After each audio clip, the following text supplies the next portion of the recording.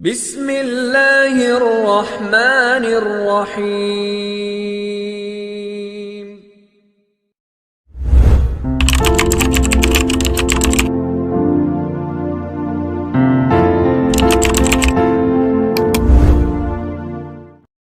گالیاں کھا کر خاموش رہنا اتنی بڑی بات نہیں جتنا اپنی تعریف سن کر اپنے آپ میں رہنا بڑی بات ہے۔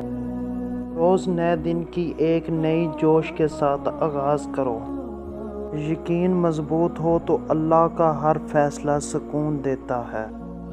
اس بستی میں سچ بولنے والوں کی ایک سزا یہ بھی ہے کہ اسے اس قدر جھوٹا کہا جاتا ہے کہ وہ سوچنے لگتا ہے کہیں وہ دیوانہ تو نہیں۔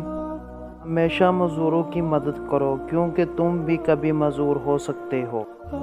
زندگی بالکل مختصر ہے، جوانی اس سے بھی مختصر اور حسن مختصر ترین۔ جب عورت مرد سے اظہار محبت کرتا ہے تو گیت بنتے ہیں، اور جب مرد عورت کے سامنے اپنے جذبات ظاہر کرتا ہے تو غزل ہوتی ہے۔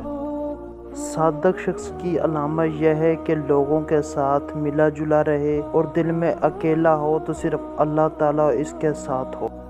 کامیابی توڑ دینے والوں کو کامیابی سے جوڑ دو۔ خوش رہو اور خوش رکھو کیونکہ خوشی تمہارے پاس ہوگی۔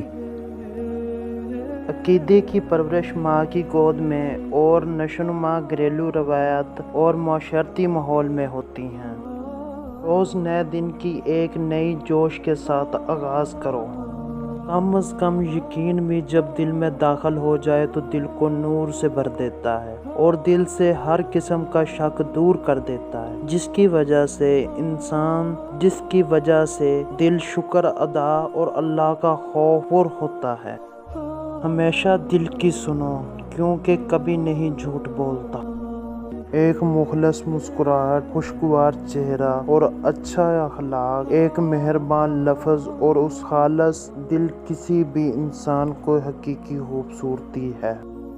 ہر توقع پوری نہیں ہوگی لیکن کوشش کرتے رہو تاکہ بہت کچھ ہو سکے۔ دنیا تمہاری خواہشات پر نہیں بلکہ اقدام پر چلتی ہے۔ اگر تم مثبت رہو تو دنیا مثبت ہوگی۔ روشنی کو جانے والے تمام راستے طریق ہوتے ہیں، جیسے سیاہی کے ویرانوں کو جانے والے تمام راستے بے نور روشنی سے بنے ہوتے ہیں۔ اگر تم اپنے لکھے الفاظ پر قابو رکھو، الفاظ تم پر قابو رکھیں گے۔ جو لوگ آپ سے حسد کرتے ہیں ان کو آپ کی خوبیوں کا سب سے زیادہ علم ہوتا ہے۔